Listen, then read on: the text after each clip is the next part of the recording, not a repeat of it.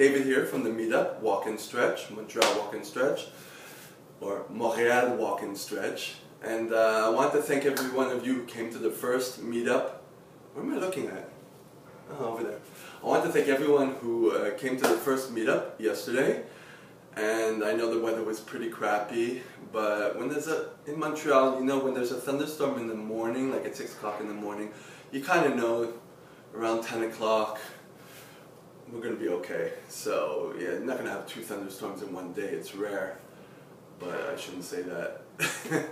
But I want to point out the stretching part of the workout. We did a little bit of stretches at the end. I wanted to show you on video so you kind of have an idea as to why we're doing the stretches and what stretches to do, and try to cater the stretches to you, because not everyone should stretch the same muscles depending on how their posture is or the muscle balances around their limbs. You know, some people have tight quadriceps, some people have tight hamstrings, and if you're going to stretch loose hamstrings, you're going to further complicate a problem that you already have. So that being said, the basic stretches for after the walk would be your lower body, of course. So your quadriceps, your hamstrings, your hip muscles, those are really important because those tend to get tight, and if your legs kind of give out when you're going up and down stairs, the smaller hip muscles are going to take over and they're going to compensate, and then you're going to end up with problems in the knees, ankles, everything, because you have a compensatory movement. Your glutes, your butt isn't working, so something else is working that is smaller, and that needs to be stretched, and that shouldn't be the one doing the main movement. So let me just get into this. I'm going to, you know, shoot a few videos. I just want to give a brief overview. Maybe the terminology is a little difficult, but with time you'll kind of understand what I mean, and when you come to the meetups on Sundays, you could ask me more questions. You could ask me more questions in the comment section of either meetup.com or YouTube, which this is going to be the link to the YouTube, or you can come join me on Facebook.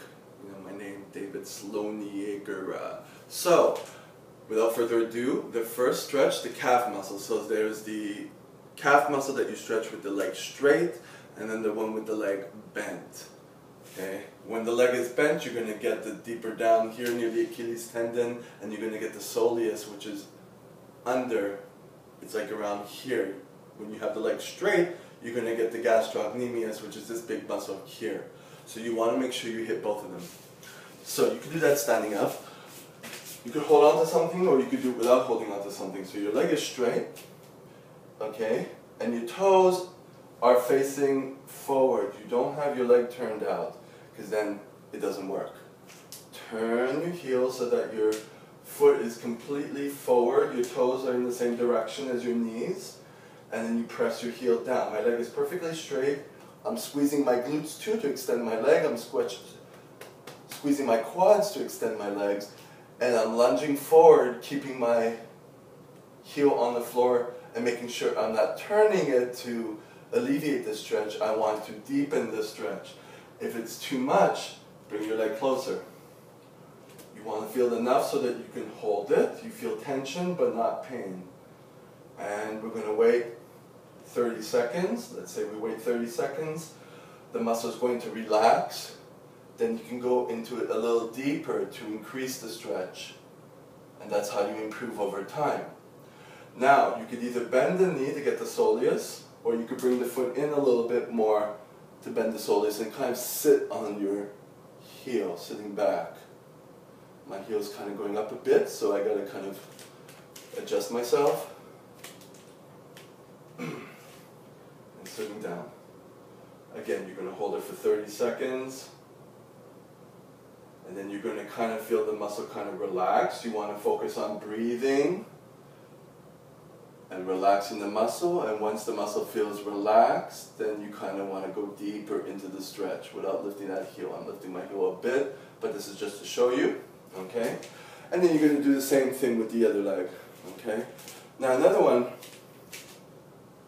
you're going to get the tensor fasciae lata, you're going to get the gluteus minimus, you're going to get all the hip muscles here, and you could even get into your lower back, your quadratus lumborum. So I'm going to step back a bit. If you hold on to something, it's easier, or you could do it standing up. I have one foot in front of the other. Okay, it's not like completely crossed. If you see from the front here, one foot is in front of the other. Okay? Get your balance. Now, to kind of aid with your balance, you're going to stick your hips out as you lean to the side. If you want to hold on to something, hold on to something. So I'm feeling it stretch right in here. You can keep the knee maybe a little bit bent, but don't bend it too much because then you're not going to feel the stretch. If you keep it too straight, you might feel it in the knee ligaments, which is too much also. Okay? So you could do it with the leg back, which is the preferred method, but I just showed it to you with the leg forward. It works well too, but this kind of gets it a little more. Because the leg is back and you're leaning back, then you get more of the tensor fasciae lata over here. Stick it out, feel it all in here. Keep your abs tight so you're not kind of stretching in here, but when you raise the arm up,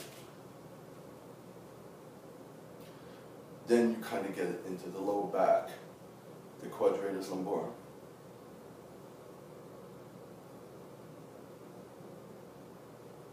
Okay? And then you want to do the same thing on the other side. Taking the same leg, I'm only showing you on one leg so you get an idea. Cross that leg over the other knee. Make sure I get a good grip, make sure it's slipped. Make sure that your pelvis is level. You don't want to hike up your hip like this. Bring the pelvis down. You can kind of check in front of a mirror when you're doing this at home that your pelvis is even, and you kind of want to sit down. Keep that knee out, feeling it in the hip rotators.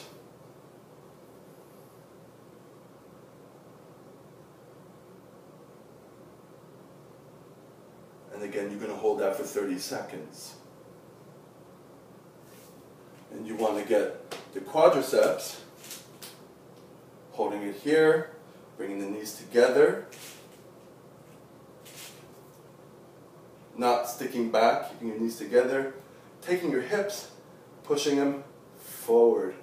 So you're making a straight line here as you pull here. So you should be feeling all the length of your leg here.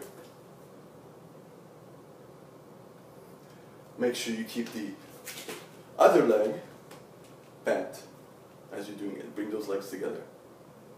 Okay? Take that same leg again. It's back. Turn. This time you could turn the toes out. We're going to get right in here in the tensor fasciae lata again, into the hip flexors too. But first the tensor fasciae lata. You're going to contract this to straighten that leg, leaning forward, focusing here, leaning back. So again, you feel all this stretch. We actually felt it stretch when we did the prior exercise. This is just a different angle. And again, you could have one arm up.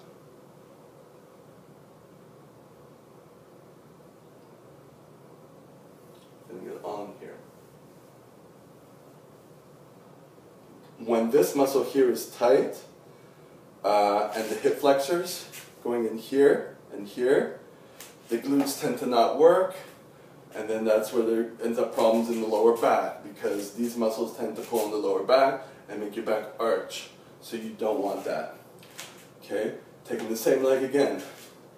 Bring the foot back in on your toe, bring the knee down. So you're going into a lunge position. But now I gotta push this forward, pull this in, so it stretches all the way down there, and you go down until you feel it stretch, and then you hold that position. This is a lunge. Some people on the mat, they'll do it like this, and they'll lean into it. Same thing, you don't necessarily have to have your knee on the ground. Okay? So, those are the stretches that we did yesterday. And those are the stretches that I want to put on video so you have an idea what to do. If you're not used to feeling your legs working, like nothing, but then when you start to do the stretches, you feel your legs shaking. You may have overdone it because that's a nervous overload, and you might have your legs in a lot of discomfort for the next few days. As you get used to walking up the stairs and exercise and getting in tune to your body, you're going to feel when your legs are going to kind of start to be working, and you're going to know when to kind of stop so you don't overdo it. That mind-muscle connection has to develop. But if it happens that your legs are stiff, and they will be stiff the first few times, then you do those stretches. We're going to do them after the workout, but also you want to do them several times throughout the day and the next few days going into the next week. In fact, you want to do them every day if you're exercising every day, so to keep your flexibility and to improve upon it. So the more we focus on just the exercise without the stretching, the tighter things go. I know firsthand. So myself with you guys are going to improve my flexibility so that all these nagging knee injuries, ankle injuries, back injuries, they will subside or they won't happen. So hopefully you found this video useful. If you watch it to the end, then I want to tell you to friend me on Facebook, take this video, share it with everybody, watch it on YouTube, join my YouTube, subscribe to my YouTube channel so you get the updates automatically, and tell everybody about the meetup group. I know I have a maximum of 50 people. If I get more people that want to sign up, I'm going to increase it, to more people. So the more you talk about it, the more this meetup will become popular, and the more it will be fun. So that's pretty much it. Talk, talk, talk, share, share, share, subscribe, subscribe, subscribe, and I will see you guys next week. Have a good day.